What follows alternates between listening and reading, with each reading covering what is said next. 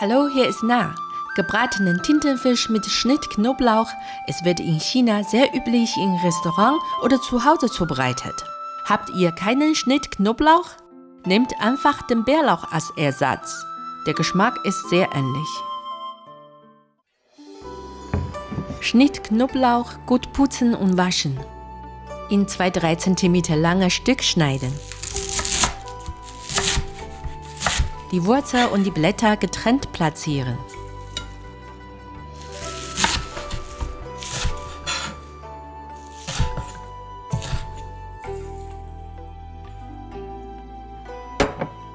Tintenfischtube aufschneiden.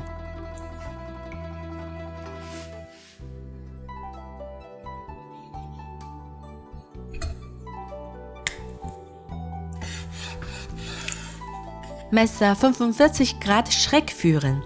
Die innere Seite einschneiden.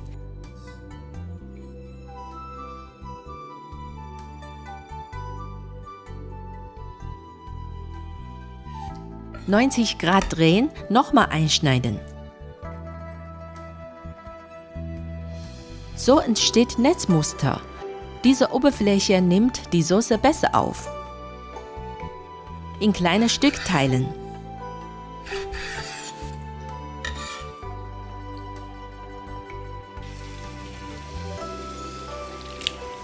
In kochendem Wasser ein paar Sekunden blanchieren und sofort rausnehmen, sobald der Tintenfisch einrollt.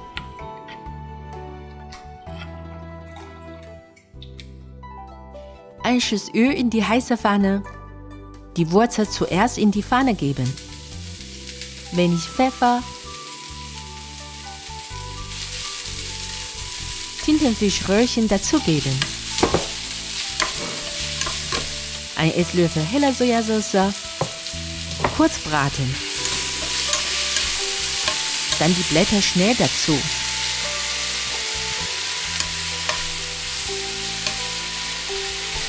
Wenig Salz, ganz kurz braten.